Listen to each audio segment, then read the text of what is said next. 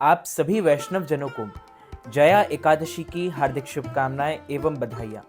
भगवान श्री लक्ष्मी नारायण जी का आशीर्वाद आप सभी वैष्णव जनों पर बना रहे। आप सभी सुखी रहें, स्वस्थ रहें, व्यस्त रहें और मस्त रहें। हिंदू धर्म में एकादशी व्रत अत्यंत शुभ व फलदायी माना गया है। एकादशी व्रत भगवान विष्णु को समर्पित है। एकादशी के दिन भगवान श्रीहरि व माता लक्ष्मी जी की पूजा अर्चना का विधान है। हर महीने के कृष्ण व शुक्ल पक्ष में एकादशी व्रत रखा जाता है। हिंदू पंचांग के अनुसार माघ माह के शुक्ल पक्ष की एकादशी को जया एकादशी व्रत रखा जाता है। जया एकादशी व्रत फरवरी महीने का पहला एकादशी व्रत है। मान्यता है कि एकादशी व्रत करने से जातक को भगवान विष्णु की कृपा से मनोवांछित फल की प्राप्ति होती है एवं वैकुंठ धाम की प्राप्ति होती है और जीवन में सुख, शांति और समृद्धि का वास सदा बना रहता है और आगमन होता है। हिंदू पंचांग के अनुसार एकादशी तिथि 7 फरवरी 2025 को रात 9:26 पर प्रारंभ होगी और 8 फरवरी 2025 को रात 8:15 पर इसका समापन होगा। उदया तिथि के अनुसार जया एकादशी व्रत 8 फरवरी 2025 को रखा जाएगा। ब्रह्म मुहूर्त सुबह 5:21 से 6:13 तक रहेगा। जया एकादशी के दिन भगवान श्री हरि विष्णु जी का और माता लक्ष्मी जी की पूजा करने से आरोग्य की प्राप्ति होती है और ऐसी मान्यता है। कहा जाता है कि इस व्रत के पुण्य प्रताप से व्यक्ति को सारे पापों से मुक्ति मिल जाती है और जातक अंत में वैकुंठ धाम विष्णु जी के धाम को प्राप्त होता है। जया एकादशी व्रत पारण मुहूर्त जया एकादशी व्रत का जो पारण का समय और दिन रहेगा वो 9 फरवरी 2025 को रविवार को किया जाएगा। जया एकादशी व्रत पारणा का शुभ मुहूर्त 8 फरवरी 2025 को सुबह 7:04 से सुबह 9:17 तक रहेगा। पारण तिथि के दिन द्वादशी समाप्त होने का समय रात 7:25 है। यदि आप जीवन में वास्तु दोष की समस्या का सामना कर रहे हैं तो जया एकादशी के दिन सच्चे हृदय से, सच्चे मन से, सच्ची निष्ठा से तुलसी के पौधे की उपासना जरूर करना। तुलसी में जल अर्पित करने के बाद देसी घी का दीपक जलाना चाहिए। ऐसा करने से हमारे सभी पितृ खुश हो जाते हैं और हमारे घर में सुख, शांति और समृद्धि का वरदान, आशीर्वाद प्रदान करते हैं। माँ तुलसी की आरती करें, इससे घर में सकारात्मक ऊर्जा का संचार होता है। इससे वास्तु दोष दूर होता है। धर्मराज ने भगवान श्री कृष्ण से क्या कहा? हे भगवान, आपने माघ माह के कृष्ण पक्ष की षटतिला एकादशी का अत्यंत सुंदर वर्णन किया। आप स्वदेज, अंडज, उद्विज और जरायुज चारों प्रकार के जीवों के उत्पन्न, पालन तथा नाश करने वाले हैं। अब आप कृपा करके माघ शुक्ल एकादशी का वर्णन कीजिए। इसका क्या नाम है, इसके व्रत की विधि क्या है और इसमें कौन से देवता का पूजा अर्चन किया जाता है। श्री कृष्ण कहने लगे कि हे राजन, इस एकादशी का नाम जया एकादशी है। इसका व्रत करने मात्र से मनुष्य ब्रह्म हत्यादि पापों से छूटकर मोक्ष गति को प्राप्त होता है तथा इसके प्रभाव से भूत, पिशाच आदि योनियों से मुक्ति मिल जाती है। इस व्रत को विधि विधान पूर्वक करना चाहिए। अब मैं तुमसे पद्म पुराण में वर्णित इसकी महिमा की एक कथा सुनाता हूं। तुम ध्यान पूर्वक सुनो। देवराज इंद्र स्वर्ग में राज करते थे और अन्य सब देवगण सुखपूर्वक स्वर्ग में रहते थे।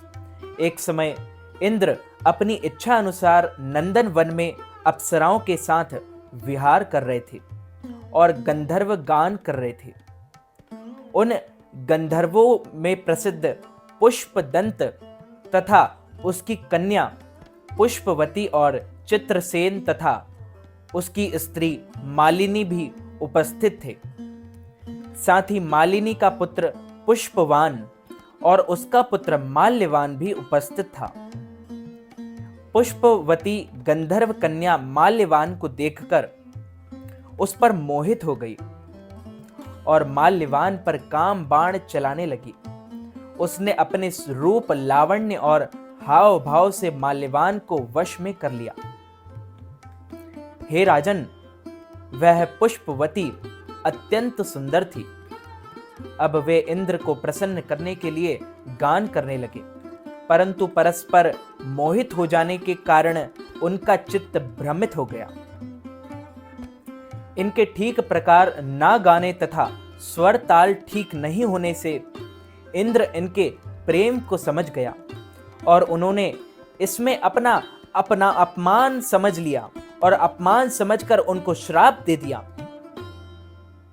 इंद्र ने कहा, हे मूर्खो, तुमने मेरी आज्ञा का उल्लंघन किया है, इसलिए तुम्हारा धिक्कार है। अब तुम दोनों स्त्री पुत्र के और स्त्री पुरुष के रूप में मृत्यु लोक में जाकर पिशाच रूप धारण करो और अपने कर्म का फल भोगो। इंद्र का ऐसा श्राप सुनकर वे अत्यंत दुखी हुए और हिमालय पर्वत पर दुख पूर्वक अपना सारा जीवन व्यतीत करने लगे। उन्हें गंध, रस तथा स्पर्श आदि का कुछ भी ज्ञान नहीं था। वहां उनको महान दुख मिल रहे थे। उन्हें एक क्षण के लिए भी निद्रा नहीं आती थी। उस जगह अत्यंत शीत था। शीत लहर चल रही थी, ठंडी ठंडी हवाएं चल रही थी। इससे उनके रोंगटे खड़े हो गए और मारे शीत के दांत बजते रहते। एक दिन पिशाच ने अपनी स्त्री से कहा कि पिछले जन्म में हमने ऐसे कौन से पाप किए थे जिसको हमको यह दुखदायी पिशाच योनि प्राप्त हुई। इस पिशाच योनि से तो नरक के दुख सहन ही उत्तम है। अतः हमें अब किसी प्रकार का पाप नहीं करना चाहिए। इस प्रकार विचार करते हुए वे अपने दिन व्यतीत कर रहे थे। दैव योग से तभी माघ मास के शुक्ल पक्ष की जया नामक एकादशी आई। उस दिन उन्होंने कुछ भी भोजन नहीं किया और ना ही कोई पाप कर्म किया। केवल फल फूल खाकर ही दिन व्यतीत किया, दिन को गुजारा और सायंकाल के समय महान दुख से पीपल के वृक्ष के नीचे बैठ गए। उस समय सूर्य भगवान अस्त हो रहे थे। उस रात को अत्यंत ठंड थी। इस कारण वे दोनों शीत के मारे अति दुखित होकर मृतक के समान आपस में चिपटे हुए पड़े रहे। उस रात्रि को उनको निद्रा भी नहीं आई। हे राजन, जया एकादशी के उपवास और रात्रि के जागरण से दूसरे दिन प्रभात होते ही उनकी पिशाच योनि छूट गई। अत्यंत सुंदर गंधर्व और अप्सरा की देह धारण कर सुंदर वस्त्र आभूषणों से अलंकृत होकर उन्होंने स्वर्ग लोक को प्रस्थान किया। उस समय आकाश में देवता उनकी स्तुति करते हुए स्वर्गलोक से पुष्प वर्षा करने लगे। स्वर्गलोक में जाकर इन दोनों ने देवराज इंद्र को प्रणाम किया और नतमस्तक हो गए। इंद्र इनको पहले रूप में देखकर अत्यंत आश्चर्यचकित हो गया और पूछने लगा कि तुमने अपनी पिशाच योनि से किस तरह छुटकारा पाया, सो सब बतलाओ। माल्यवान बोले कि हे देवेंद्र, भगवान विष्णु की कृपा और जया एकादशी के व्रत के प्रभाव से ही हमारी पिशाच देह छूटी है। तभी इंद्र बोले कि हे माल्यवान, भगवान की कृपा और एकादशी का व्रत करने से न केवल तुम्हारी पिशाच योनि छूट गई, वरन हम लोगों के भी वंदनीय हो गए, क्योंकि भगवान विष्णु और शिव जी के भक्त हम लोगों के वंदनीय है। अतः आप धन धान्य है। अब आप पुष्पवती के साथ जाकर विहार करो। भगवान श्री कृष्ण मुरलीधारी कहने लगे कि हे राजा युधिष्ठिर, इस जया एकादशी के व्रत से बुरी योनि छूट जाती है।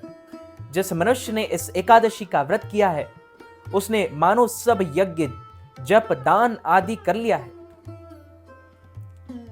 भक्तजनों, जो मनुष्य जया एकादशी का व्रत करते हैं, जो वैष्णव भी जया एकादशी का व्रत खास तौर पर करते हैं, वे अवश्य ही 1000 वर्ष तक स्वर्ग लोक में वास करते हैं। जया एकादशी का वर्णन भी नहीं किया जा सकता। जया एकादशी के पुण्य प्रताप इसका महान है। 1000 अश्वमेध यज्ञ करने से और 100 वाजपेयी यज्ञ करने से जो फल हमें प्राप्त होता है, वही इस जया एकादशी, जया 11 के उपवास और व्रत करने मात्र से हम मनुष्य को प्राप्त हो जाता है। इसकी महिमा अति सुंदर है, अति पवित्र है।